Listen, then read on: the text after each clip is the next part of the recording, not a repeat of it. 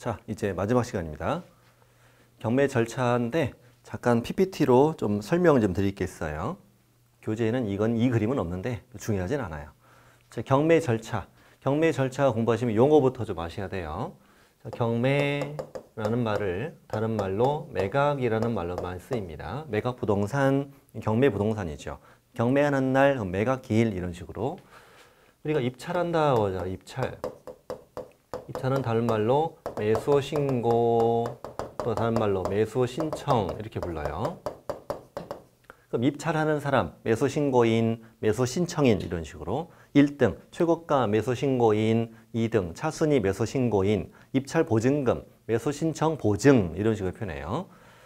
자, 강제 경매, 의무 경매 신청이 들어왔어요. 그럼 이제 법원이 경매 개시 결정을 하죠. 경매하자라고 결정 내리고 등기소 연락해서 경매 개시 결정 등기가 돼요.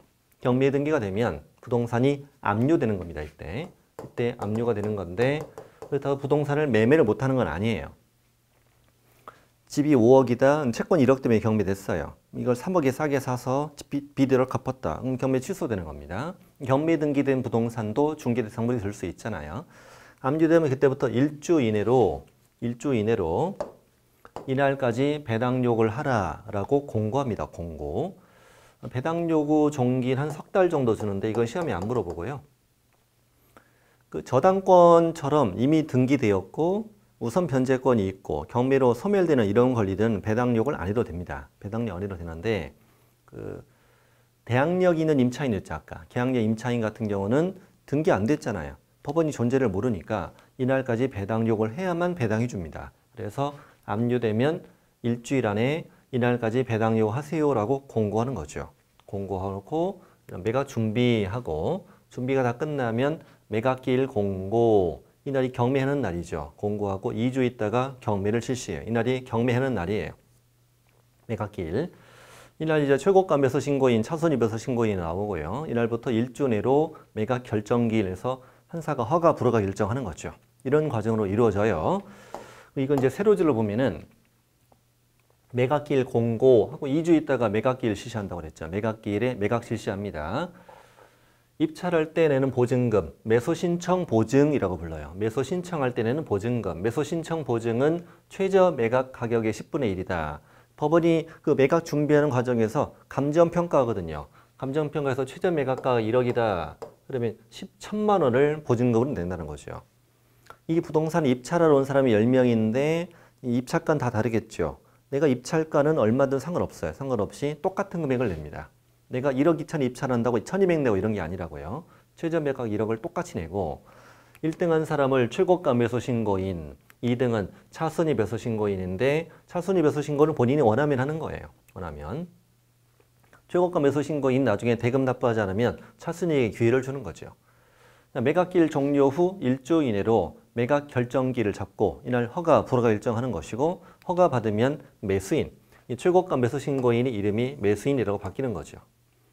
허가 받았는데 거기에 대해 불만 있는 사람은 일주일 동안 즉시 항고라는 걸 할 수 있어요. 왜 허가 있냐, 불허가 해달라 이런 얘기죠. 항고 기간이 끝나면 허가 결정은 확정이 됩니다. 확정되면 그날부터 1개월 이내인데 시험에는 1개월은 안 되고요. 대금의 지급 기한을 정해서 매수인과 차순위가 알려주고 매수인은 그 기한까지 대금을 지급해야 되고 그 기한 안에 대금을 대하면 등기 없이 소유권 취득하게 되는 거죠. 이런 과정으로 이루어지고 한편 매각기일에 아무도 매수 신고하지 않았다. 유찰된 거죠. 그럼 최저 매각가를 상당히 낮추는 저감시켜야 됩니다. 저감을 시킨 다음에 다시 매각기일을 공고하는데 이 매각을 세매각이라고 불러. 세매각. 또 매각 결정기일에 불허가 받았다. 이때는 금액을 떨어뜨리지 않는데 이거 시험에 묻지 않습니다. 이미 1등 나왔었잖아요. 비싸서 다시 하는 게 아니기 때문에 불허가 받으면 다시 매각기일을 공고하는데 이 매각도 세매각이라고 불러. 세매각은 두 가지죠. 새는 두 마리예요. 어떤 새유 이러면 불새유 이러면 돼요. 새는 두 마리다. 다음 대금 지급 기한까지 잔금은 안 냈구나. 잔금 안 내면 다시 매각기일을 잡아 공고하는데 이 매각은 재매각이랍니다. 돈 안 내면 재매각. 잔금은 안 내면 재수 없어 재매각. 이건 말도 안 되는 얘기고 끝까지 갔다 올라오면 다시 한다 재매각. 가다가 올라가면 새로 하니까 세매각 이렇게 부르는 거예요. 전체 절차는 이렇습니다. 자, 내용 들어갑시다, 이제. 자, 경매 개시 결정. 자, 부동산이 압류되는 시점은 언제냐? 압류되는 시점은 채무자에게 그 결정이 송달되었을 때 또는이 중요합니다. 경매 등기가 되었을 때 효력이 생긴다. 둘 중에 하나가 되면 부동산이 압류된다. 이렇게 공부하시면 돼요. 2번, 3번도 다 출제됐어요. 경매 신청을 법원에 했는데 기각하거나 각하했구나. 거기에 대해 항고할 수 있다. 왜 안 받아줘요? 받아줘요. 이렇게 할 수 있다는 거예요. 자, 3번은 뭐냐면 한번 시험에 나왔던 건데 예를 들어 1번에 저당권이 있고요. 2번에 가압류가 있다라고 해볼게요. 가압류. 저당권이 경매 신청을 해서 경매 개시 결정을 내린 거예요. 그런데 가압류가 본안소송을 마치더니 이 가압류가 또 경매 신청을 한 거예요. 이걸 받아줄 것이냐? 기각한다. X. 받아준다. 받아주고 이것도 경매 개시 결정을 한다. 결정을 하고 앞선 경매 개시 결정에 따라서 경매를 진행한다. 근데 채무자가 1번 채권을 변제한 거예요. 그래서 경매 저당권이 소멸되었다는 거예요. 그래도 2번 채권까지 변제한 건 아니니까 이때는 이거에 따라서 계속 이어서 경매를 진행한다는 거예요. 경매 진행한다고. 자, 그래서 경매 개시 결정을 이미 한 부동산인데 다른 강제임의 신청이 또 들어왔다면 법원은 다시 경매 개시 결정을 하고 먼저 경매 개시 결정을 한 집행 절차에 따라 경매가 진행된다. 자, 취하는 뭐냐? 취하라는 건 채무자가 채무를 변제해서 경매를 취소시키는 건데 이 경매 취하는 언제까지 가능하냐? 놀랍게도 대금 납부 전까지 가능합니다. 대금 납부 전까지 가능한데 왜냐하면 대금 납부 전까지는 여전히 채무자가 소유자잖아요. 이때까지 채무 변제하고 경매 중단이 가능한데 언제까지 가능하냐라고 묻진 않아요. 이렇게 해서 경매가 취하됐어. 취하되면 압류는 뭐 된다? 압류는 소멸한다. 그냥 시험 치면 그대로 떠요. 자, 그런데 이 매각기일 날 이 최고가매수 신고인과 차손입에서 신고인이 나왔다는 거예요.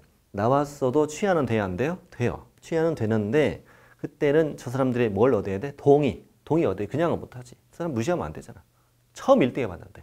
그래서 매수 신고 있은 뒤 입찰 들어간 후에 취하라고 싶다면 최고가 매수 신고인 또는 매수인.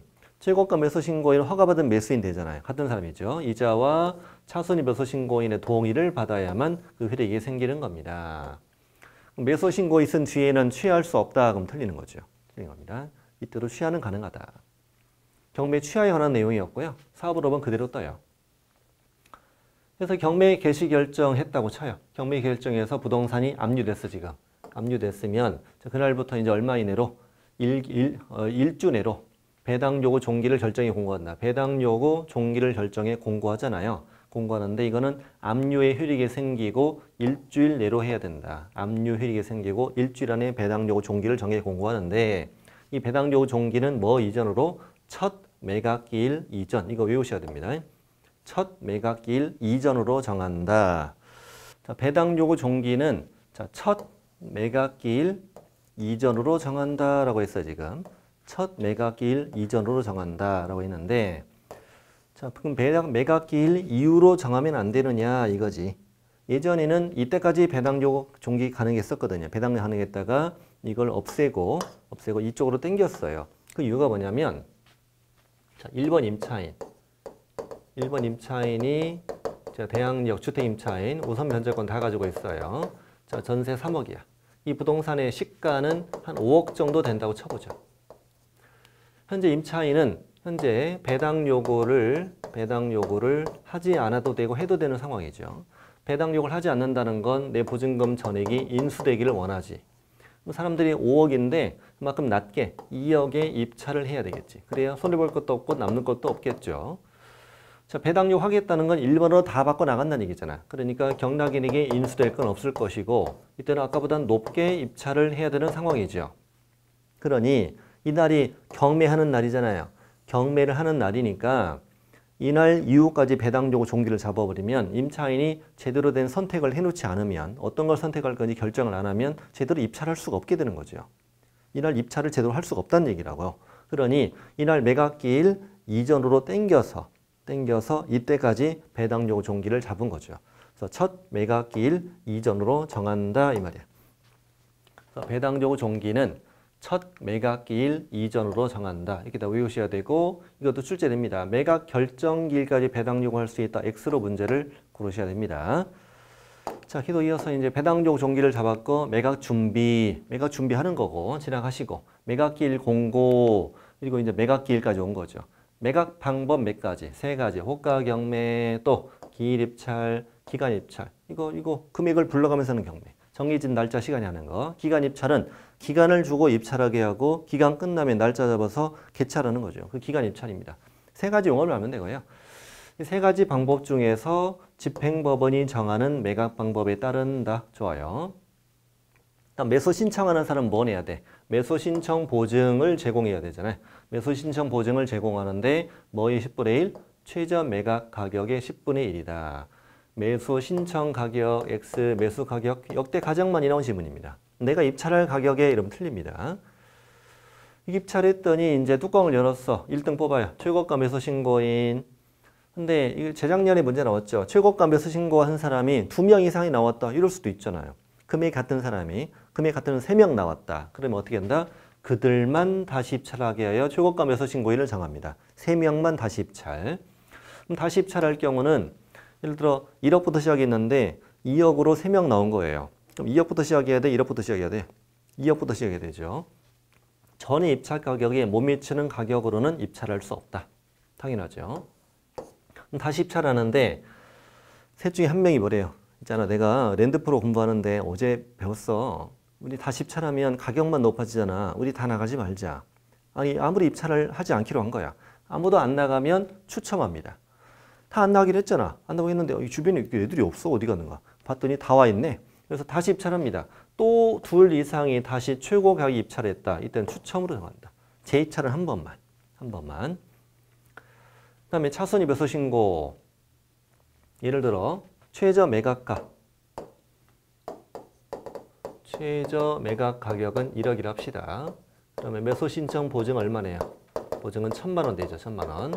1,000만 원을 내는데 이때 최고가 매수 신고. 최고가 매수 신고가 2억이 나왔다는 거지. 그럼 차순위는 아무나 되는 게 아니고 차순위가 되려면 최고가 매수 신고 2억에서 그럼 보증은 1,000 빼고 이 금액을 넘는 자만 할 수 있다. 아무나 되는 건 아니라고요. 이 금액을 넘어야 된다. 그럼 예를 들어 A라는 사람은 1억 9,500이다. B는 1억 9,100이다. C는 1억 8,900이더라. 그럼 누구만 된다? A랑 B 둘 중에 하나 되는 거죠. 둘 다 손 들으면 A. A 손 안 들고 B가 손 들면 B. C는 손 들으면 내리라고 그래요. 잘 안 된다고 내리라고 그래요. 왜 이렇게 만들었냐 이거지. 이 신고액이 최고가 매수 신고액에서 그 보증액을 뺀 금액을 넘어야만 할 수 있다고 돼 있잖아요. 왜냐? 이제 최고가 매수 신고는 처음에 2억을 입찰했잖아 지금. 1,000만 원 내고 나중에 잔금 얼마 내야 돼? 잔금 1억 9천 내야 되죠. 잔금 안 내면 보증금 어떻게 돼요? 보증금은 몰수되죠. 몰수되는 건 어디다 쓰느냐면 차순위가 낸 금액에다 이렇게 붙여서 배당하는 거야. 붙여서 배당. 여기는 2억 500, 2억 100. 여기는 배당금이 줄어들잖아요. 그러니 최고가에서 몰수되는 금액을 빼고 이보다 많기만 하면 됩니다. 이렇게 맞는 거예요. 역대 가장 많이 나온 지문이에요. 차순위가 2명을 손들은 거예요. 근데 금액이 같잖아요. 이렇게 금액이 같으면 바로 추첨합니다. 추첨. 이때는 바로 추첨을 한다. 재입찰은 하지 않아요. 2명 이상일 때는요. 자, 그러면 공유자 우선 매도 신고는 뭐냐? 이것도 간단한 거 말면 돼요. 공유자 우선 매도 신고는 뭐냐면 현재 갑과 을이 2분의 1씩 지분을 가지고 있는 거예요. 그런데 이제 을의 지분만 저당을 잡아서 을의 지분만 경매가 되었다는 거야. 이 경매에 병이라는 자가 입찰하여 최고가 매수 신고인 되었다 이거죠. 그러면 병이 이 자리로 들어올 거 아니에요. 그러면 갑과 을은 친한 사이, 갑과 병은 불편한 사이니까 자, 우리 그러지 말고 다른 지분 소유자 갑은 매각기일까지 보증을 제공하고 나도 입찰하니까 매수 신청 보증을 제공해야 되고 병과 같은 가격으로 우선해서 내가 매수 신고할 수 있다. 우선 매도 신고를 한다는 거지. 그렇게 하면 법원은 병이 나왔더라도 갑에게 매각을 허가해야 되겠습니다. 그런 제도를 말합니다. 그래서 공임을 지분 경매에서 채무자 지분이 아닌 다른 지분 소유자는 매각기일까지만 보증을 제공합니다. 이게 중요합니다. 매각 결정기일이 아니에요. 매각기일까지 입찰하는 거니까 매각기일까지 보증 제공하고 최고가와 같은 가격으로 채무자 지분 우선 매도 신고할 수 있다. 이것만 알면 돼. 이거 알면 되고, 좀만 더 부연 설명드리면은 갑이 우선 매도 신고하면 갑이 최고가 매수 신고인이 되는 거잖아요. 우선 매도 신고하면 병은 자동으로 차순위로 밀립니다. 차순위 매수 신고인 된 것으로 본다. 이 정도만 참고로 알아두세요. 참고로 알아두시고, 차순위 지위를 포기할 수도 있어요. 나 차순위 하기 싫어요 라고 포기할 수 있어. 차순위는 본인이 원하면 하는 것이었잖아요. 그 다음에 유찰되면 무슨 매각? 세매각. 법원에서 허가를 해줄 만한 매수 가격이 신고 없이 매각기일이 최종적으로 마감되었다. 이게 유찰된 겁니다. 유찰. 허가를 내줄 만한 매수 신고 없이 매각기일이 최종적으로 끝났어. 그럼 법원은 최저 매각가 상당히 낮추고 무슨 매각? 새 매각기일을 정해야 된다. 유찰되면 새 매각한다는 얘기입니다. 그다음 매각기일 종료 후 1주 이내로 매각 결정기일을 정한다. 이것도 시험에 나왔습니다. 매각기일부터 1주 내로 정해야 된다. 이날 이제 판사가 허가 불허가 결정하는 거예요. 허가 받으면 뭐가 되죠? 매수인이 되는 거예요, 이제. 근데 이자가 허가 받았는데 이자가 대금을 안 낸 거야. 대금을 안 냈습니다. 그럼 이제 차순위가 있으면 차순위 불러다가 이제 또 허가입을 결정하는 거죠. 그래서 차순위가 뭘 받았어요? 허가를 받은 거예요. 허가를 받았다면은 저 매수인은 내가 처음에 했던 매수 신청 보증 돌려줘라고 할 수 있어, 없어요? 없어. 이 정도를 알고 가야죠. 이렇게 되고. 자, 근데 이제 여기서 어떤 경우에 불허가를 받을 수 있느냐, 이걸 좀 신경 쓸 필요가 있잖아요. 어떤 경우에는 불허가를 받을 수 있느냐, 대표적인 사례만 공부하시면 돼요. 일단 3번은 되게 중요해요. 경매는 우리 토지거래 허가 적용하지 않는다고 그랬죠. 허가 대상이 아니라고 그랬어. 경매로 농지를 취득할 때도 농취증은 있어야 됩니다. 농지 취득 자격증명을 발급받아야 됩니다. 경매 부동산 거래 신고 X, 거민도 다 X. 그럼 어떻게 외우느냐? 경매는 농취증만 받는다. 시작. 경매는 농취증만 받는다. 이렇게 외우래요. 경매는 농취증만 받는다. 자, 그러면 농지 경매가 될 경우에 농지 취득 자격 증명을 이날까지 내야 뭐가 나온다? 허가 나온다는 얘기예요. 안 내면 불허가 나온다는 얘기고. 자, 그러면 농지 취득 자격 증명을 언제 발급 신청할 것이냐 하는 거지.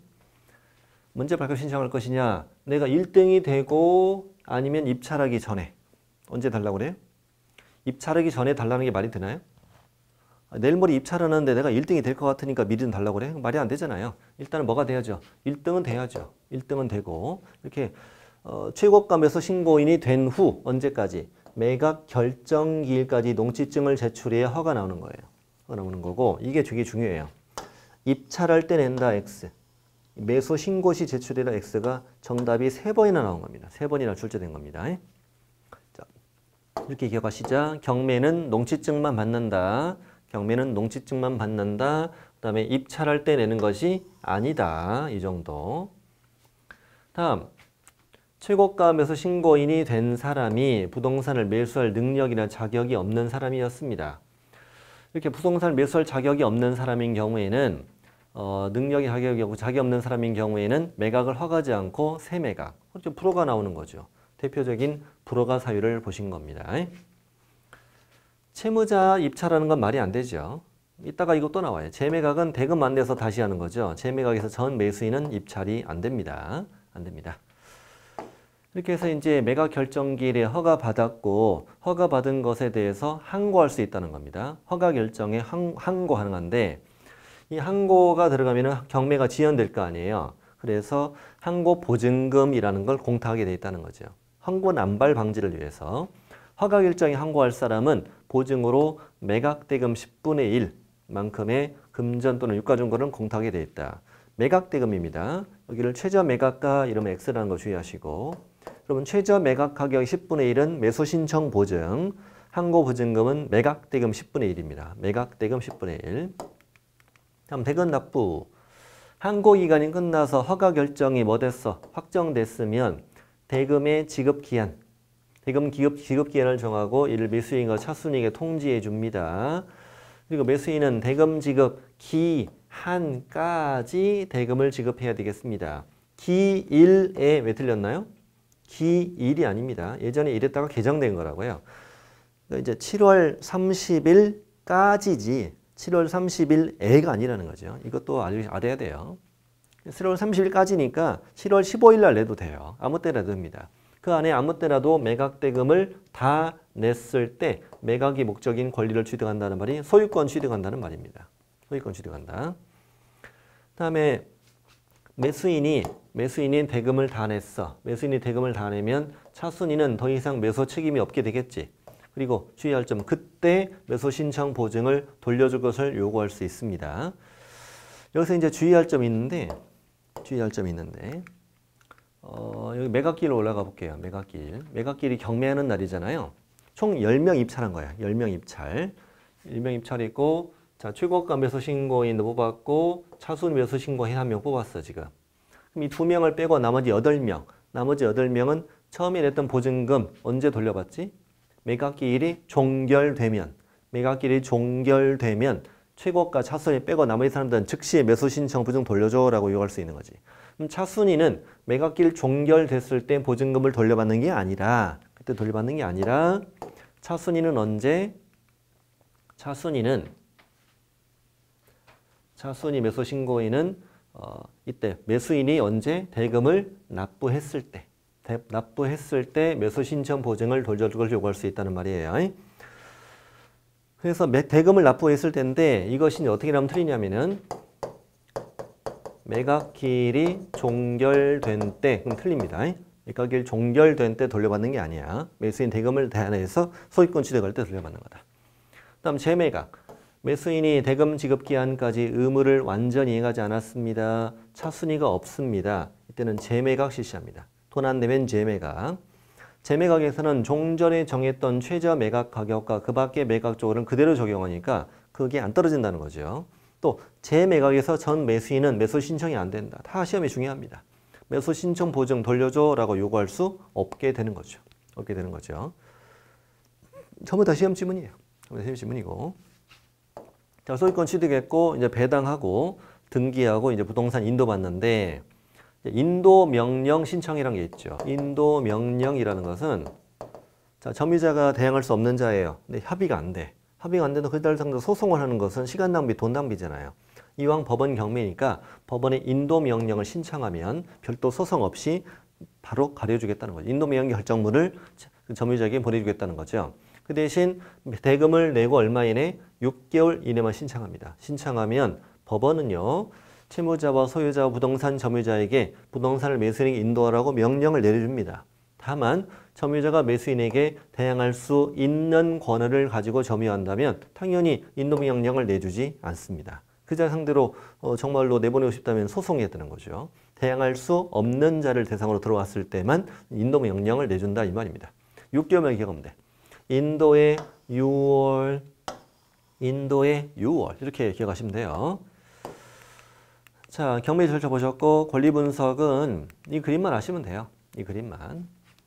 5가지 외우셔야 돼. 저당, 근저당, 압류, 감류, 담보 등기는 항상 소멸되는 권리입니다. 저당, 근저당, 압류, 감류, 담보 등기 딱 외우셔야 돼. 항상 소멸되는 권리다. 이거 말고 이제 용의권들, 지상권, 지역권, 전세권, 임차권, 용의권들이죠. 용의권들은 이 5개 위에 있으면 인수되고 5개 아래에 있으면 소멸된다 이거야. 근데 시험에 잘 뜨는 게 뭐가 잘 뜨냐면 소유권 보전 가등기를 잘 물어보더라고요. 담보 가등기와 헷갈리려고 되는 것 같아요. 우리 담보 가등기는 저당권과 유사한 권리죠. 유사한 권리니까 담보 가등기는 저당권이라 이렇게 생각하시면 되는 거고 보전 가등기는 담보권 아니잖아요. 용의권처럼 취급하는 거야. 소유권 보전 가등기가 1순위 있다. 그럼 뭐? 인수. 얘 밑에 있으면 뭐 된다? 소멸. 이렇게 이제 문제 푸시는 거죠. 그래서 저당, 근저당, 압류, 가압류, 담보 등기는 항상 소멸. 지상권, 지역권, 전세권, 임차권은 저당, 압류, 가압류에 대항할 수 없구나 소멸한다. 또 저당, 근저당, 압류, 가압류, 담보 등기에 대항할 수 있는 지상권, 지역권, 전세권, 임차권은 인수하는데 그중에 인수되는 1순위 전세권은 뭘 하면? 그렇지. 배당 요구하면 소멸한다. 잘 아시죠 이거? 1순위 전세권이요. 그다음에 4번도 잘 나와요. 매수인은 유치권자에게 유치권 담보는 채권을 변제할 뭐가 있다? 책임. 유치권자는 우선 변제 청구권은 없죠. 채권의 변제를 청구할 수는 없어요. 그런데 저자가 채권을 변제할 때까지 넘겨주지 않을 권리가 있지. 그럼 이자는 채권을 변제할 의무는 없지. 변제할 의무는 없는데 안 줄 수는 없잖아요. 서로 그런 이상한 관계란 말이에요. 그러니까 나는 줄 의무는 없지만 안 줄 수는 없지 않냐. 근데 채권을 변제할 책임이 있다. 책임. 책임이라는 표현을 쓴 거죠. 책임 없다 그럼 틀리는 거고 책임은 있다. 다만 압류의 효력 발생 이후 경매 등기 이후에 점유를 취득한 유치권은 매수인에게 대항할 수 없다. 이것도 여러 번 출제됐네요. 자, 권리 분석에 관한 내용이었고 문제 한번 풀어볼까요? 82번. 옳은 것을 모두 고르시오. 자, 차순위는 그 신고에게 출고가매수 신고액에서 보증액을 뺀 금액을 넘지 않는 데가 넘어야 되는 거지. X.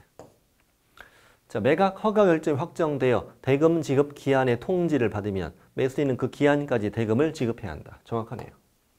매수인은 매각 대금을 다 낸 후 소유권 이전 등이 촉탁했을 때 권리를 취득하느냐? 아니지. 매각 대금을 다 냈을 때 바로 취득하지. 다음, 매각 부동산이 후순위 저당권자가 경매 신청하여 매각되어도 선순위 저당권은 소멸되지 않는다. 모든 저당권은 소멸하잖아요. 옳은 걸 차지했으니까 2번. 자, 경매 또 틀린 걸 찾아봅시다. 틀린 거. 자, 부동산 매각은 호가 경매, 기일입찰, 기간입찰 세 가지 방법 중 집행법원이 정하는 방법에 따른다. 좋아. 경매 신청을 기각하는 재판에 항고할 수 있다. 좋아. 경매 개시 결정을 한 부동산에 대해 다른 강제경매 신청이 있는 때에는 뒤에 경매 신청을 각하해라? 아니라고요. 받아준다고 그랬죠. 경매가 취하되면 압류를 소멸한다? 그렇죠. 허가 결정에 항고할 때 보증금으로 얼마? 항고 보증금 매각대금 10분의 1 공탁을 하고 그랬죠. 정답은 3번이다. 할만하네요. 할만합니다. 자, 마지막 단원. 자, 잠깐 한번 보시죠. 잠깐 보시면은 이건 우리 공인중개사법에서 배웠던 내용인데요. 법인인 개업 공인중개사 겸업 파트에서 우리 법인인 개업 공인중개사는 중개업과 5개와 경험매 그 외에는 안 된다고 그랬잖아요. 공인중개사인 개공인은 겸업자는 없었고요.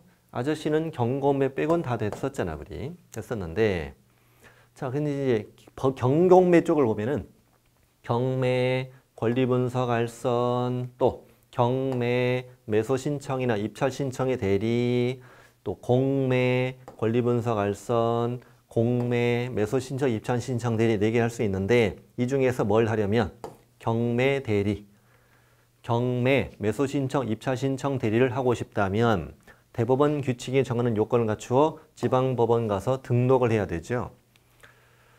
자, 지금부터 배울 게 뭐다? 대법원 규칙을 배운다는 얘기지. 대법원 규칙을 배우는 것이고 그러면 내가 지방법원에 등록하지 않았어. 그래도 나머지는 해도 되는 거죠. 나머지는 해도 되는 거지. 이렇게. 오로지 경매, 매수 신청, 입찰 신청 대리 이걸 위해서만 별도로 법원에 등록하는 것이고 지금부터 경매, 대법원 규칙을 배우는 건데 정확한 이름이 이거예요. 공인중개사의 매수 신청 대리인 등록 등에 관한 규칙이라고 그래요. 정확한 이름이 이렇습니다. 자, 공인중개사나 법인 되어서 등록한 청 시군구에 등록하여 나는 개업 공인중개사가 되죠. 그런 다음에 어디 가서 지방법원장에게 등록하면 매수 신청 대리인이 되는 거예요. 꼭 이 과정을 거쳐서 가야 돼요. 자격증을 따서 바로 가는 건 돼야 안 돼? 안 돼요. 안 됩니다. 꼭 거쳐서 가야 되고 아저씨 돼야 안 돼? 안 됩니다. 소속 공인중개사 돼야 안 돼? 안 됩니다. 공인중개사인 개공이거나 법인인 개공이어야 합니다. 반드시. 그리고 이 대법원 규칙을 어디서 만들었냐? 법원 행정처에서 만들 때 공인중개사 법령을 본따서 만들었어요. 그래서 등록한 청 자리에 누가 들어가게? 지방법원장이 들어가게 만든 거지. 그리고 여기도 실무교육 받게 돼 있고 여기도 실무교육을 받게 돼 있는 거야. 각각 별도예요. 결격사유 양쪽에 다 있어요. 그런데 이쪽의 결격사유와 이쪽의 결격사유는 같다 다르다? 달라요. 왜 다르냐? 이쪽의 결격사유는 이미 다 통과했잖아요. 이미. 통과했기 때문에 이 결격이 여기 또 나올 리는 없잖아요. 지금. 또 보증 설정도 별도로 해야 돼요. 보증 설정은 중개업을 할 때는 언제 했지? 등록 후 업무 개시 전에 등록번호 나와야 되니까 근데 매수 신청 대리할 땐 나는 이미 뭐가 됐지? 등록이 돼 있잖아요. 이게 등록 전에 미리 보증 설정해요.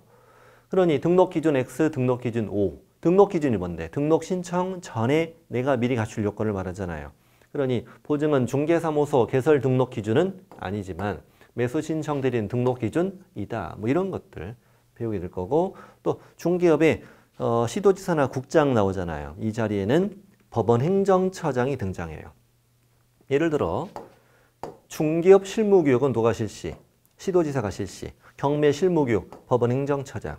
협회가 공제 규정 누구 승인? 국장 승인. 매수 신청 대리 공제 사업은 법원 행정처장 승인. 이런 식으로 나오게 된다는 거예요. 자, 이걸 지금부터 공부하게 됩니다. 자, 갑시다. 이 과정을 거쳐야 된다는 거야. 거쳐야 된다. 자, 중개사무소 개설 등록, 실무교육 누구? 시도지사. 여기는 법원행정처장. 이 자리 조심해야 돼. 여기 누구라고 내냐면 지방법원장. 지방법원장 X라고 잘 나와요. 조심해야 되고. 자, 등록 신청 일전 1년 똑같아. 똑같은데 특이한 거 있어. 여기 중개업은 법인은 사원, 임원이 전원 다제 전원 다. 여기는 누구만? 아하, 대표자만. 주의하시고. 대표자만 실무교육을 받는 거예요. 대표자가 직접 가서 매수 신청 대리를 해야 되기 때문이에요.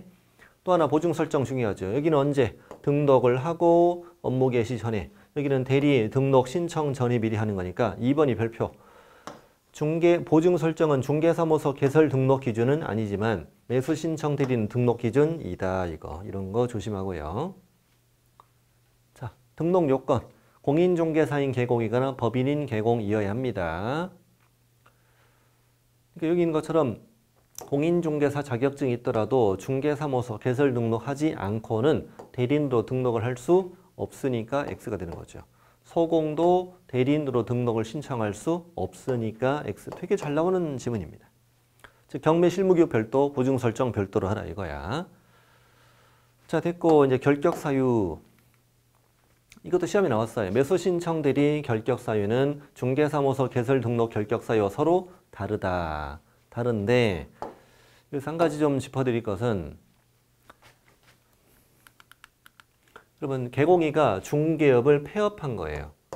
중개업을 폐업한 경우는 더 이상 개업공인중개사가 아니죠. 개업공인중개사가 아니면 대리인이 될 수 없는 거잖아요. 없기 때문에 폐업을 했을 경우는 지방법원장은 매수 신청 대리 등록을 취소해요. 절대적 등록 취소가 돼요. 중개업의 폐업은 대리 절등취 사유가 된단 말이지. 근데 이거는 법을 위반해서 취소된 건 아니잖아. 법을 위반해 취소된 건 아니기 때문에 폐업을 제외한 나머지 사유로 대리 등록이 취소되고 3년이 지나지 아니한 자는 대리 등록할 수 없는 결격 사유가 되는 거예요. 그래서 이게 되게 중요해요. 그 다음 지문이 중개업의 폐업 또는 대리업의 폐업을 이유로 대리 등록이 취소되고 3년이 지나지 아니한 자는 대리 등록할 수 없다고 하면 틀리죠. 폐업을 이유로 등록이 취소된 자는 취소되고 3년이 되지 않았더라도 대리인으로 등록할 수 있다. 이렇게 답하셔야 되죠. 자, 이렇게 등록을 하면 지방법원장이 등록한 자에 대해서 매수신청 대리인 등록증 이렇게 부르는구나. 매수신청 대리인 등록증 교부. 다음은 중개업 똑같죠. 매수신청 대리인 등록증, 또 보수표, 예규는 시험범위 안 나오니까 예규에 뭐가 들어가는지 몰라도 돼요. 이런 것들을 중개사무소에 보기 쉬운 곳에 게시해야 된다 이겁니다. 이쪽에 하나 골라냅니다. 골라내면 O 이렇게 풀면 돼요. 휴폐업도 중개업과 똑같이 만들었어요. 3월을 초과하는 매수신청 대리업을 휴업하고자 할 때, 대리업을 폐업하고자 할 때, 휴업한 대리업을 재개하고자 할 때, 휴업기간을 변경하고자 할 때는 감독법원에 미리 신고해라. 여기는 감독법원이라는 표현을 썼어요. 지방법원이겠지만 감독법원에 미리 신고해라. 또 휴업은 6개월을 초과할 수 없다. 이거 3자 주의하시고 3개월 그러면 X. 우리 중개업도 질병이나 징집이나 취약 등 부득이한 사유가 없는 한 6개월을 초과할 수 없잖아요. 자, 근데 여기 또 실수로 예외를 안 쓰고 말았어요. 제가 실수한 게 아니고 법정을 만든 사람이 그렇게 했다고요. 네. 예외가 없어. 아파도 안 돼. 건강하라는 뜻이에요. 건강하세요. 아프지 마세요. 이거예요. 휴폐업 됐고. 이런 식으로 나는 이제 뭐가 되었어요? 매수신청 대리인이 되었어. 매수신청 대리인 되었으면 이제 어떤 일을 하느냐. 자, 이거죠 뭐. 여기는 경매, 여기는 이제 개업공인중개사. 자, 이게 위임인을 만나서 충분한 대화를 마치고 위임받아서 우리가 경매에 참여해서 어떤 일을 할 수 있느냐, 이걸 묻는 거야. 어떤 일을 할 수 있느냐. 전부 다 입찰과 관련된 것들이야. 전부 다 입찰과 관련된 것들. 우리 매각기일 있죠. 매각기일이 경매하는 날이잖아요. 매각기일에 하는 입찰과 관련된 것만 하는 거예요. 매수 신청 보증의 제공, 최저 매각가 10분의 1 돈 내는 거, 입찰표 작성 제출, 그렇지. 아깝게 2등하면 차순위 매수 신고, 그럼. 꼴등하면 매수 신청 보증을 돌려줄 것을 신청하는 행위. 이게 내기 묶으면 쉽죠 뭐. 입찰표 내면서 돈 내기. 아깝게 차순위 신고하게 떨어져 돈 받고 집에 가기까지잖아. 그 다음에 여기는 우선 포기하기 이렇게 기억해 그냥. 우선 포기하기. 우선 포기하기. 공유자 우선 매도 신고가 뭐였느냐. 아까 좀 전에 했잖아 이거. 자, 갑과 을이 2분의 1씩 지분을 가지고 있다고. 자, 을의 지분이 경매됐다고. 경매돼서 여기에 병이라는 자가 입찰했다고. 자, 갑으로부터 위임을 받은 개업공인중개사가 공유자 우선 매도 신고를 대리할 수 있다고요. 6번은 잘 안 나올 텐데 지금도 법조문에 남아 있습니다. 구임대주택법. 현재 임대주택법은 법이 개정됐고 이름도 바뀌었습니다만 현재 지어지는 임대아파트는 적용이 안 되고 구임대주택법 적용받는 임대주택의 경우는 건설회가 부도나가지고 동호수불 경매가 될 때 거기에 우선 분양받을 수 있는 임차인들은 경매장에 나타났다가 최고가와 같은 가격으로 우선 매도 신고할 수 있거든요. 그냥 이런 게 있구나. 이 정도만. 임차인의 임대주택 우선 매도 신고도 있구나. 또 공유자는 임차인이 우선 매도 신고하면 최고가 매수 신고인은 뭘로 본다? 차순위로 본다고 그랬잖아요. 차순위 주의를 뭐 하는 거? 포기하는 것도 대리할 수 있다. 우선 포기하기 이러면 돼요. 우선 포기하기. 입찰표 내면서 돈 내기, 아깝게 차순위 신고하기, 떨어져 돈 받고 집에 가기, 우선 포기하기. 오케이. 시험에 이거 나왔네. 즉시 항고 X. 전부 다 입찰과 관련된 것만 하는 거예요. 항고, 또 인도 명령 신청이나 명도 소송 이런 거는 항고나 소송 같은 거는 변호사들이 하는 일이지 우리가 할 수 있는 게 아니에요. 다음에 해상물은 토, 건, 입, 광공. 당연히 시험에 이게 잘 나오겠지. 입, 광공이. 그럼 임목, 광고, 봉장 재단도 결국 저당권 설정이 주된 목적이었잖아 지금. 그러니 당연히 경매가 가능한 거죠. 시험을 이렇게 풀면 돼요. 입, 광공은 중개대상물이지. 근데 부동산 거래 신고 쪽은 없지. 부동산 거래 신고, 토지, 건축물, 공급 계약, 분양권, 입주권이잖아요. 매수 신청 대리 오지. 입광 이렇게 합니다. 입광공은 맨 처음과 맨 끝에 있다. 이 책의 맨 앞에와 맨 끝에 있잖아요. 그래서 이렇게 이겁니다. 입광공은 맨 처음과 맨 끝에 있다. 자, 이런 일들 하려면 이제 위임인을 만나야 되지. 이제 위임인을 만나서 헤어질 때까지의 과정, 짠. 이 과정을 공부하는 겁니다. 가장 첫 번째 뭘 쓰냐? 사건 카드라는 걸 쓰게 돼 있어. 사건 카드. 사건 카드 하니까 되게 있어 보이죠? 그냥 고객 카드라고 이해하시면 돼. 고객 카드. 언제 써? 사건을 위임받은 때. 이 말이 중요한 건 아니야. 경매로 집 사러 왔어요. 이런 뜻이야 그냥. 경매로 집 사러 왔어요. 그러면 어서 오세요. 이렇게 하는 거죠. 사건 카드에 뭘 쓰느냐 좀 보여드릴게요. 사건 카드에 뭘 작성하느냐. 이만큼의 사건 카드를 할게요. 서식 내용이 시험에 나오진 않아요. 사건 카드. 경매로 집 사러 왔어요. 그랬죠 지금. 개공이 어서 오세요. 커피 한 잔 타주고 이제 맨 처음에 쓰는 건 경매 1년 번호. 1년 번호. 당신이 내 올해 300번째 고객이에요. 그리고 위임인의 성명, 주소. 성명과 주소, 위임받은 연, 월, 일 이걸 맨 처음에 써요. 그 다음에 이제 위임한테 물어봐요. 원하는 게 뭐예요? 저는 이런 걸 원하지요. 라고 어떤 제시할 거냐.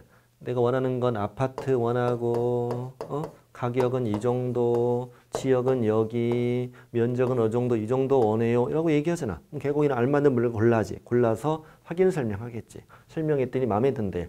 이걸 입찰대리 해주세요. 개공이 알았어요. 그래서 위임계약이 체결된 거야. 위임계약이 체결되면 이제 경매 이 사건 번호를 쓰는 거지. 경매 사건 번호 그 다음에 주소, 소재지, 지번, 지문, 면적 이런 걸 쓰는 거죠. 쓰고 당신이 나한테 위임한 내용 권리 분석과 취득의 알선, 매수 신청 대리 뭘 원했지? 매수 신청 대리 원했지. 그리고 떠나. 입찰했어. 아까 7가지 배운 거 해. 그 다음에 1등 금이 환영. 이제 금이 환영했습니다. 그럼 이제 다시 사건 카드 꺼내요. 꺼내서 결과 씁니다. 입찰에 참가했던 성공, 입찰에 참가했으나 실패. 술 먹고 못 갔으면 3가지가 있어. 그럼 성공. 이제 갔다 왔잖아. 또 뭐 받아야지? 보수. 보수 얼마 받는다 이게 쓰는 거죠. 쓰고. 그럼 여기다 뭐 하셔야 돼? 이제 서명 날인. 서명 날인 한 다음에 이걸 몇 년간? 5년간 보존해라 이거지. 결국 사건 카드는 뭐냐? 너를 만나서 헤어질 때까지 과정을 기록하는 것이구나. 자, 이제 갑니다. 개공인은 사건을 위임받았어요. 그럼 사건 카드에 일련 번호, 이따가 물건 결정의 결매 사건 번호, 그다음 다 끝나면 보수액, 주소 성명 이런 걸 적고 서명날이라고 5년 보존하는데 여기서 서명날이 붙어 있죠. 원래 그래요, 여기가. 이 매수 경매 대법원 규칙은 서명날인 붙어 있고 법조계사는 이렇게 쓰나 봐요. 우리는 서명 및 날인이잖아. 서명날인 붙어 나오고 시험에도 붙어 나와요. 서명날이라고 이 동네는 5년짜리만 2번 나올 거예요. 5년간 보존해라. 그리고 지금부터 배우게 될 사건 카드, 확인 설명서, 보수 영수증 3번 전부 다 서명 날인하게 되고 이 날인을 할 때는 공인중개사 법에 따라 중개 행위를 하기 위해 등록한청에 등록한 그 인장을 사용하는 거 조심해야 돼. 경매도장 따로 있는 거 아니야.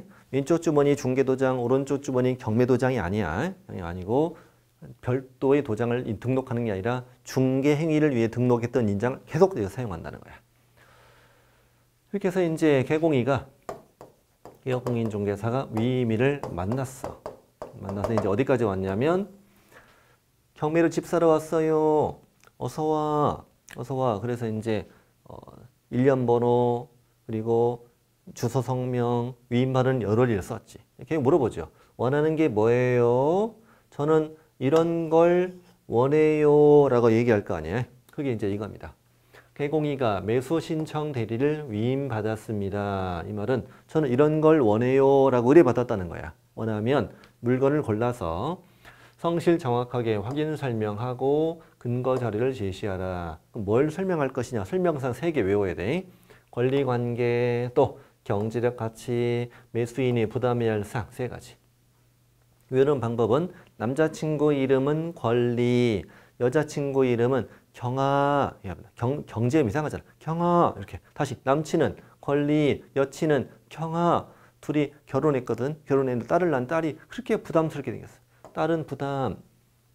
자, 권리. 남자친구 이름은 권리, 여친은 경아, 딸은 겁나 부담.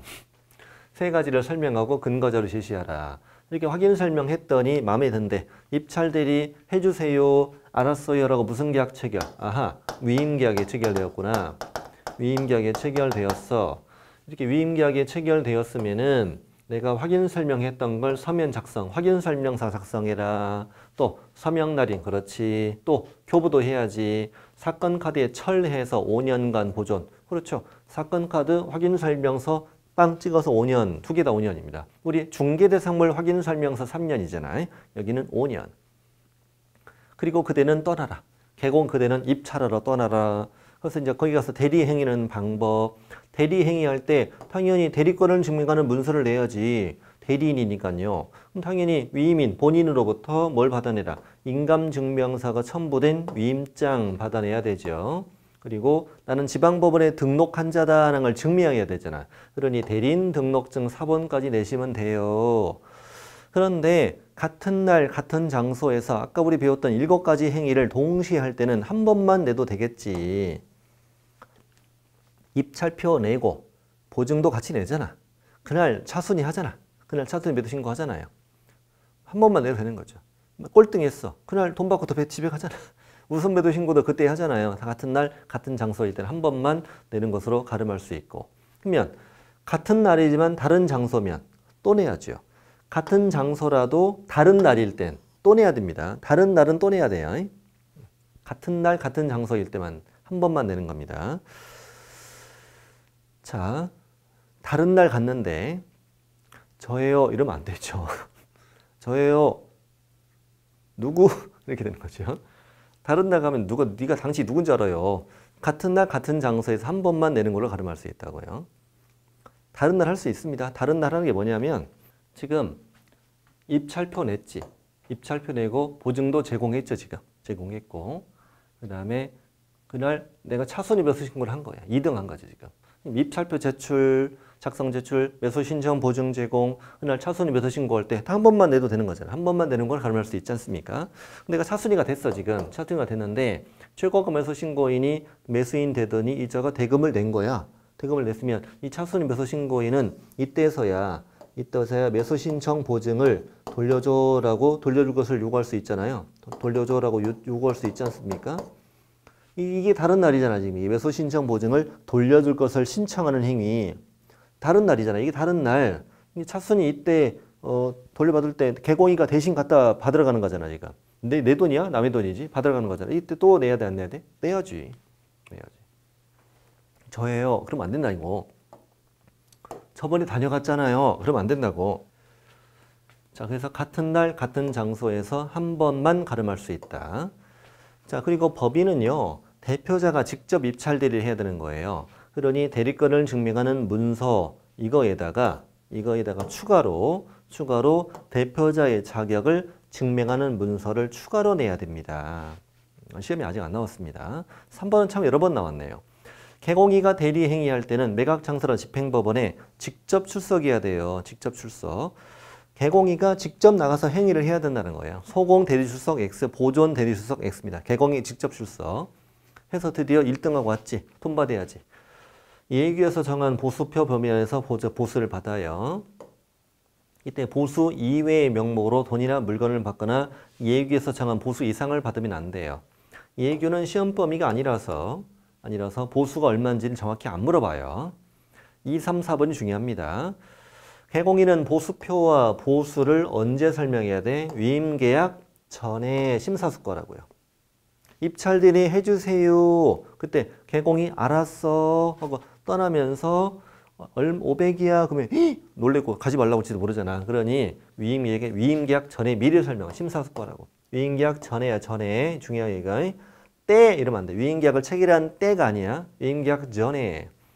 특이한 게 있어요. 보수 받았으면 여기는 예규 양식의 영수증이 있어. 영수증 서식 작성, 서명 달인 교부해라. 이 문장 그냥 그대로 냅니다. 영수증 서식이 있다는 걸 기억합니다.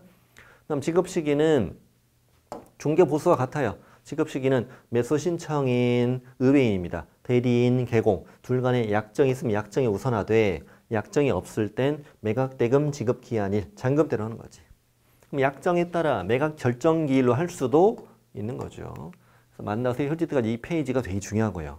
이 페이지 안에서 많이 나오고 나머지 이제 짜투리입니다. 짜투리. 자, 보증 설정 이거 별표입니다.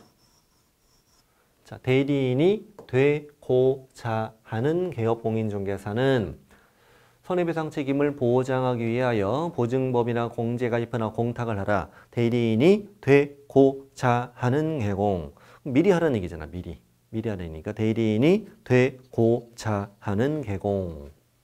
어떻게 나와요? 이렇게 나와요. 대리인으로 등록을 하고 업무 개시 전에 이건 중개업이잖아요. 이렇게 X로 이것도 잘 나와요. 그러니 옳은 지분 틀린 지분을 다 알고 들어가야 돼. 다 알고 들어가야 되고 보증 설정 중개업 똑같아요. 2억 분사모서마다 1억 추가 공인중개사 1억 추가 이렇게 똑같아요. 명칭 표시 개업공인중개사는 그 사무소 명칭이나 간판에다가 법원 행정처장이 인정하는 경우가 아니라면 법원의 명칭 휘장을 표시하지 마라. 변호사처럼 보이지 말라는 거야. 별 걱정을 다 해. 우리를 누가 변호사로 보고 찾아오냐고. 네? 자, 법원의 명칭 휘장을 표시하면 안 된다고. 인정하는 경우가 제외한다면 인정하는 특별한 경우에는 표시할 수도 있다. 이렇게 나온 적도 있어요. 인정하는 경우가 아니면 쓰면 안 돼. 인정한다면 써도 돼. 이 말인 거죠.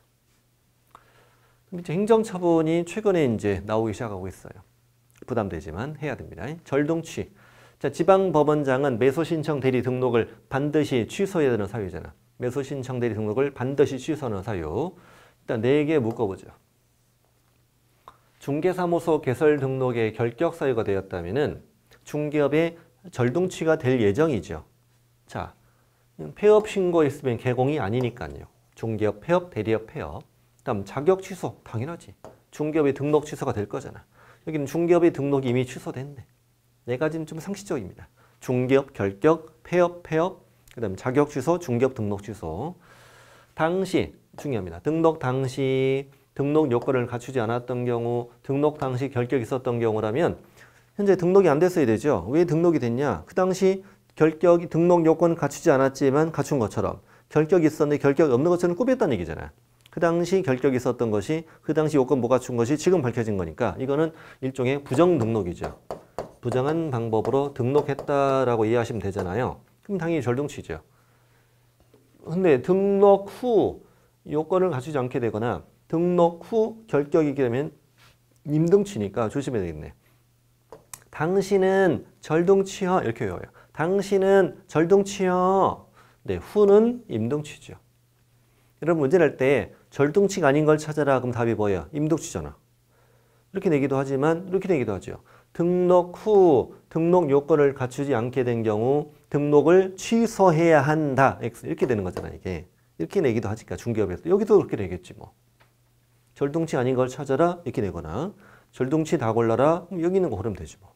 후 이런 거 고르면 안 되고 3번, 4번은 외우기 어려워요. 외우기 어려우니까 냅두고 또 하나 중요하다고 제가 밀고 있는 건 5번이에요. 최근 1년 동안 이 매수 신청 대리 규칙에 따라 업무정지가 있어요. 업무정지 2번 받았어. 근데 또 업무정지 위반했지. 여기 보면 업 2개 먹고 업 위반하면 중개업은 뭔데? 절동치인데 대리업은 임등치예요. 그러니까 이게 되게 중요한 거지. 이런 걸 잘 기억해야 되죠. 우리 앞에 업 2개는 무조건 절동치라고 생각할 거 아니냐고. 근데 여기 임등치란 말이야. 부탁드립니다. 절동치 아닌 걸 찾아라 했는데 이게 답이 나오잖아. 우리 대박입니다. 대박. 완전 대박입니다. 한 번도 안 나왔거든요. 이거 한 번도 안 나왔어 지금 다. 한 번도 안 나왔습니다. 다음 절대적 업무정지는 업무정지를 꼭 해야 되는 거야. 쩔업 이라고 합니다. 쩔업. 절대적 업무정지 쩔업. 휴업에서 자격정지, 업무정지라고 되어 있는데 비교해보면요. 비교해보면 여기 폐업, 자격 취소, 등록 취소. 여기는 휴업, 자격 정지, 업무 이런 규칙이 있어요. 이게 이런 규칙이 있습니다. 이게 업무 정지. 그래서 여기 있네. 폐업과 취소와 취소는 절동치, 휴업과 정지와 정지는 쩔업. 이런 식으로 기억하시면 되겠다. 자, 이렇게 뭐 하면 돼요. 이 정도면 돼. 이 정도면 충분히 우리 공부를 맞출 수 있어요. 자, 문제. 마지막입니다. 옳은 걸 찾아보자. 옳은 거. 자, 중개사무소 개설 등록하지 않았어. 그럼 대리인으로 등록할 수 없으니까 땡. 대리인으로 등록된 개공. 대리인이 할 때 매각청사 집행본에 보조원 대리출석이라고? 말도 안 되는 소리. 개공이 직접 출석. 대리인이 되고 싶은 법인인 개공이라면 주된 중개사무소가 있는 곳 관할 지방법원장에게 대리 등록을 해야 되겠지. 당연하지. 그다음에 등록된 개공인은 매수신청 대리 위임을 받아서 법원의 부당한 허가 결정에 항고, 즉시 항고돼야 안 돼. 안 된다고 그랬죠 아까. 즉시 항고, 우리 대리권 법인이 안 들어가고. 그다음에 개공인은 본인이 인감증명서, 처분의 위임장과 대리인 등록증 사본 한 번 내면은 다음 날부터는 영영 안 내도 된다고. 다음 날은 또 내야 한다고 그랬죠. 답 3번. 자, 갑은 위임인입니다. 위임인. 개공을한테 경매 매수신청들이 위임을 하였습니다. 틀린 걸 찾아봅시다. 지급 시기는 둘이 약정 없을 때 언제였죠? 매각대금 지급 기한일로 했었죠. 그 다음에 개공을은 차손이 매수신고 우리 업무에 들어있죠 지금. 그 다음에 대리인 등록증 안에 거래가 되죠. 휴업이라고 보이죠. 휴업일 때는 대리 등록을 취소야? 취소? 휴업이 아니고 폐업이지. 폐업. 땡. 사건 카드에는 중개 인장을 사용하되 서명 달인하라고 했죠. 어렵지 않네. 뒷부분이 무지 어렵지 않아요. 근데 왜 못 맞추는지 알아요? 공부를 안 해서 그래요. 공부를 안 해서. 어려워서 그런 게 아니고 공부를 안 해서 그래요. 다 했습니다. 여러분. 이게 체계도 하면은 문제 외우고 좀 많이 빠져 있는 것 같잖아요. 그게 아니야. 이것만 가지고도 합격할 수 있게 제가 준비한 거예요. 이것만 가지고도 합격할 수 있게. 하나만 패자. 예를 들면 그런 식으로. 뭐 기본서가 마음에 들어 그럼 그걸로 공부하시면 되고, 난 이게 마음에 들어 이걸로만 열심히 계속 공부하는 거야. 그래도 충분히 우리 합격하고도 남는다. 자, 고생하셨고, 여름에 합격을 기원하며 앞으로도 건강하게 우리 하루 마무리할 때까지 잘 준비하고 우리 좋은 결과로 합격자 모임에서 만날 수 있도록 기원합니다. 감사합니다.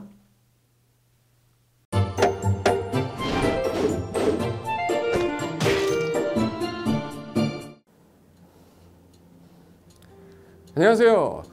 부동산 공법을 강의하는 고상철입니다. 자, 제가 이번 시간에 말씀드릴 건 뭐냐면, 공인중개사를 여러분이 공부하시다 보면은 여러 가지 자료들, 뭐 OX 문제라든지 어떤 요약된 집약된 자료, 뭐 PPT 자료 이런 것들이 많은데, 그 일일이 출력하다 보면 여러분들이 보관하고 하는데 불편함이 있어서 그런 것들을 좀 약간 또 해소도 하기 위해서 또 다른 사람들하고 커뮤니티도 뭐 할 수 있기 때문에 저희는 네이버 밴드라는 어플을 좀 활용할 건데요.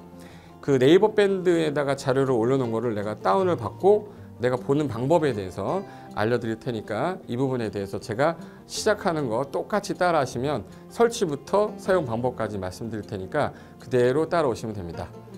자, 1단계 네이버 밴드 어플을 다운받습니다. 자, 그럼 네이버 밴드 다운을 어떻게 받냐? 자, 플레이스토어, 우리 안드로이드 버전으로 갈게요. 그래서 플레이스토어를 누르시면 화면이 바뀌면서, 지금은 이제 컴퓨터 화면을 제가 이제 좀 크게 보이게끔 해놓은 거라서 여러분 핸드폰에는 아마 맨 위에 여기 검색창이라는 게 있을 건데 여기다가 제목을 넣는 거예요. 제목을 뭐라고 쓰냐면 네이버 밴드 아니면 밴드 이렇게 쳐도 돼요. 밴드 치면 제일 상단에 나오죠. 그래서 이제 네이버 요 밴드가 요 초록 색깔 바탕에 B자예요. 밴드. 그래서 이제 여러분은 설치 누르시면 됩니다. 자, 2단계 그럼 네이버 밴드를 일단 들어가셔야 돼요. 들어가서 검색하기 전에 밴드 어플을 누르면 위측 상단에 이 돋보기 모양이 있을 거예요. 이 돋보기 모양을 누르기 전에 우리가 이제 검색을 해야 되잖아요. 누르시면 검색 컨트롤 가요. 여기다가 우리 공수모라고 치면 돼요. 공수모 치고 엔터 치면 이제 그동안 이제 우리 공수모 관련된 게 나올 건데 제일 상단에 있을 겁니다. 그래서 여기 네이버 33개가 밴드가 나왔는데 그중에 여기가 1등이죠. 자, 그럼 이제 3단계 해당 공수모 밴드로 들어갔습니다. 그럼 들어가시게 되면 가장 첫 화면에 공인중개사 수험생 모임이거든요. 원래 그 수험생들만 위한 모임이기 때문에 시험 정보하고요, 어떤 자료들이 있어요. 뭐 OX 문제, 뭐 오지선다 문제, 그리고 이제 요약된 자료들, 그런 거 공부할 수 있는 활용하는 어떤 밴드고요. 이 강의와 관련된 어떤 특강이 있다거나 할 때 공지사항 같은 거, 그리고 지속적으로 교수님들께서 자료를 올려드릴 거기 때문에 요 관련된 자료 관련된 거 어떤 거 있는지 잠깐만 한번 보겠습니다.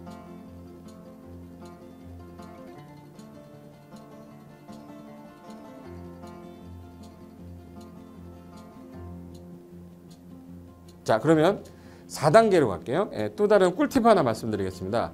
모바일 1일 학습이라는 건데, 핸드폰으로도 내가 하루에 짬을 내는 시간, 예를 들어서 전철을 타거나 버스를 탄다거나 화장실을 간다거나 할 때 1일 그 공부 학습 방법을 알려드릴 건데요.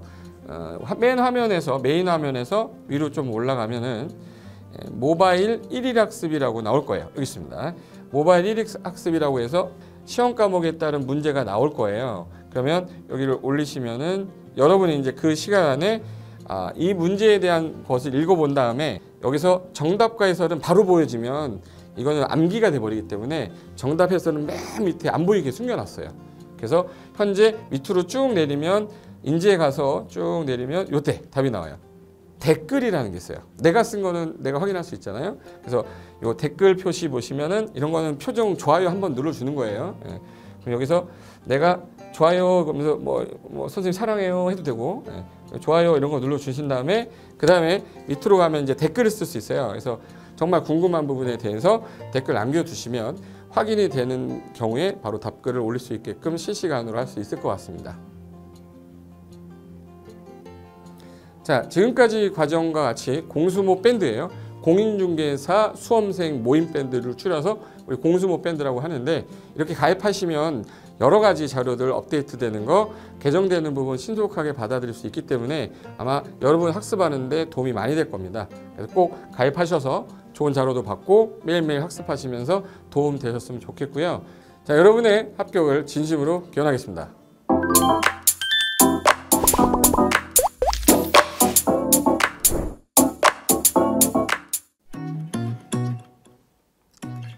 자, 안녕하십니까. 자, 이번에는 부동산 실무, 일반인들이 어떤 도움을 받기 위한 관련된 밴드에 대해서 소개를 시켜드릴 건데요. 일단은 검색창에다가 365 부스라고 치시면 돼요. 365 부스인데 365일 부동산 스터디라는 밴드예요. 네이버 밴드인데 요 365 부동산 스터디라는 밴드 일단 이거 클릭하시면 현재는 이제 4만 명 정도 되는 밴드인데요. 우리가 일반인들이 어떤 부동산 정보를 습득하는 데 있어서 이 정보를 얻기가 되게 쉽지가 않습니다. 내가 어딘가를 찾아본다고 해서 잘 찾을 수 있는 것도 아니고, 어떤 전문가들이 하는 말들이 이 친밀성이 있는 건지 아닌지에 대해서도 우리가 잘 믿을 수가 없는 거기 때문에 그런 정보를 그래도 좀 손쉽게 찾아볼 수 있게끔 저희 이제 이 밴드에 구성된 전문가들이 정보를 좀 제공해 주는 거기 때문에 아마 유용하게 활용할 수 있을 거고요. 내가 부동산 중에 토지를 좀 알고 싶다, 또는 상가를 좀 알고 싶다, 또는 나는 내 집 마련을 위해서 청약이 좀 궁금하다. 근데 그게 솔직히 어디 가서 물어보거나 어떤 정보를 찾기 쉽지 않아서 그것 때문에 만들어진 밴드라고 보시면 돼요. 그래서 365일 내내 부동산을 어떤 공부한다는 취지로 밴드에 들어오셔서 질의응답도 하시고 궁금한 사항에 대해서 예를 들어 문의하시면 저희가 관련된 정보를 또 제공해주는 그런 밴드라고 보시면 되겠습니다. 어떤 밴드냐면 한번 보시면은 지금 현재는 공지사항이 제일 먼저 나올 건데요. 이 공지사항은 기존에 있던 오프라인이 어떤 강좌가 있으면 그 강좌에 관련된 거 세미나라든지 그래서 평소에 이제 우리가 이제 접하지 못했던 강의들 있죠. 이렇게 진행이 된다라는 거 공지를 좀 하는 그런 내용들이고요. 하나 좀 더 올리면 자, 이제 우리 교수님이에요. 교수님 중에 상가 교수님이 최근에 예를 들어서 법이 바뀌었어요.